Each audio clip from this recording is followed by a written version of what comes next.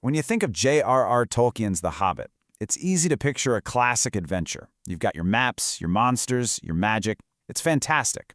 But what if I told you that underneath all that, it's really a timeless parable about what it actually means to be a hero? It's a story that peels back the fantasy to ask one really important question, a question that speaks to all of us. And that question is this: can a totally ordinary person, someone who loves their comfort, their routine, someone who's maybe a lot like you and me, can that person rise to an occasion that's anything but ordinary? Well, that's the whole idea at the heart of the story of a very simple hobbit named Bilbo Baggins. I mean, just look at this transformation. On the one hand, you've got Bilbo the homebody, totally content in his comfy little life. And on the other, you've got Bilbo the adventurer, a hobbit who has seen the world and is all the wiser for it. The journey from A to B is the whole point of the story. So, how did it happen? Well, it all started with a knock on the door. So our story kicks off in probably the most unlikely place for a grand adventure, a cozy, well-kept hole in the ground. Yep, this is Bilbo's world. It's predictable, it's peaceful, and it's about to get completely turned on its head. Okay, so let's meet our guy, Bilbo Baggins. His life is all about good food, a full pantry, and the simple, quiet life of the Shire. And honestly, he kind of represents that part in all of us that would much rather choose safety and a routine over some terrifying, unknown thing. Adventure is the absolute last thing on his mind. And then, chaos just walks right in. First, the wizard Gandalf shows up. Then, 13 rowdy dwarves pile into his house, eat all of his food, and then hit him with this totally wild and, frankly, kind of insulting proposal. They want him to join their quest to steal back treasure from a dragon as their official burglar. It's a completely absurd and terrifying offer. And everything in him should be screaming no, but something else stirs, some little spark of adventure he didn't even know was there. So he does it. He reluctantly agrees, trading his cozy armchair for the hard, dangerous road. And that right there, that's the classic call to adventure, the very first wobbly step on any hero's journey. But, as it turns out, just leaving home was the easy part. The real tests were just getting started, because Bilbo and the dwarves were heading straight into a world that couldn't care less about hobbit comforts. The journey just becomes one insane trial after another. First, they run into these dim-witted but deadly trolls, and it's Bilbo's quick thinking that saved them. Then, they get captured by goblins deep in the mountains. And to top it all off, they're nearly eaten by giant spiders in the terrifying forest of Mirkwood. With every new danger, our timid little hobbit is forced to dig deeper than he ever thought he could. Okay, but this is the real turning point. Deep in those goblin tunnels, Bilbo gets completely lost, totally alone. And he has an encounter that's going to change not just his own fate, but the fate of all of Middle-earth. He meets this wretched creature, Gollum, and his life now hangs on winning a simple game of riddles. And right there, in that suffocating darkness, his hand closes around something. Just one small, golden object. It seems like nothing, really, but it holds an incredible secret power. He's found a magic ring. And this ring, which makes him invisible, becomes his secret weapon. It's a total game changer. It lets him outsmart Gollum, it lets him rescue the dwarves all by himself from those spiders, and it transforms him from the guy they were all dragging along into the most important member of the team. And this is so crucial.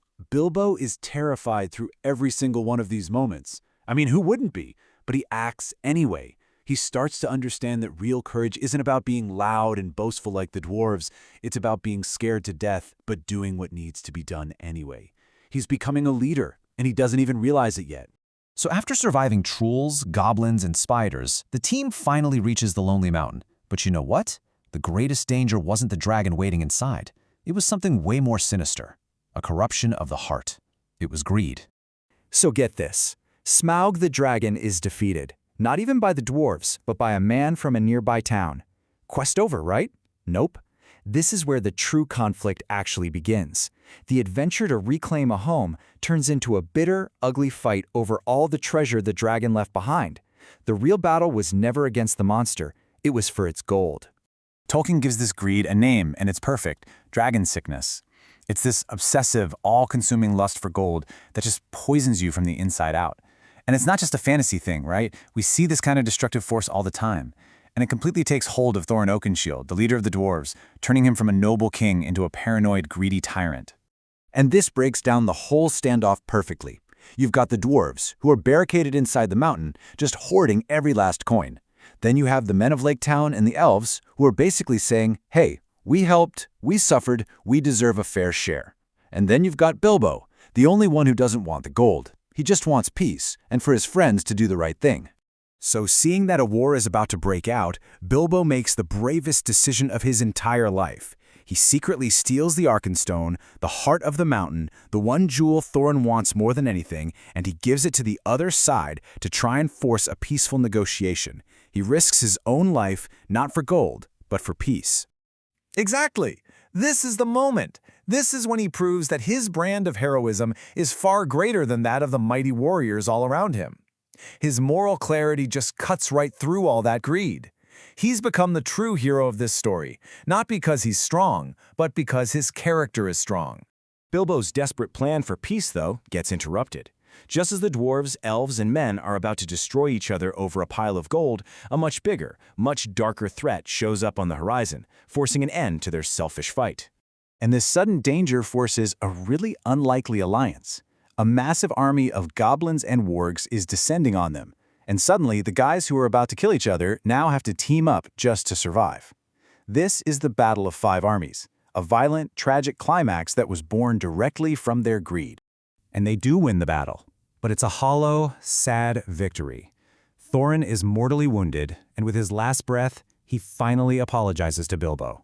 He finally sees the Hobbit's wisdom, but it's far too late. The parable is crystal clear. Greed leads to nothing but death and regret. So what's the big takeaway from all this? The Hobbit isn't a story that celebrates brute force or giant piles of gold. It champions the quieter virtues. Things like Bilbo's mercy when he spared Gollum, his humility when he was faced with all that treasure, and how he always used his wits instead of a sword. That's what defines his heroism.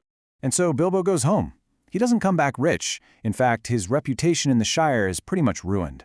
But the real reward, the true treasure he brought back, is a deep understanding of the world, of friendship, and of himself. He left as a simple hobbit, and he came back a hero. Which really leaves us with one final question to think about. Through Bilbo's incredible journey, Tolkien is asking all of us to really consider what we value. What's the real difference between treasure, the cold gold that corrupts, and true wealth, the wisdom, the experiences, and the character that actually enrich our lives?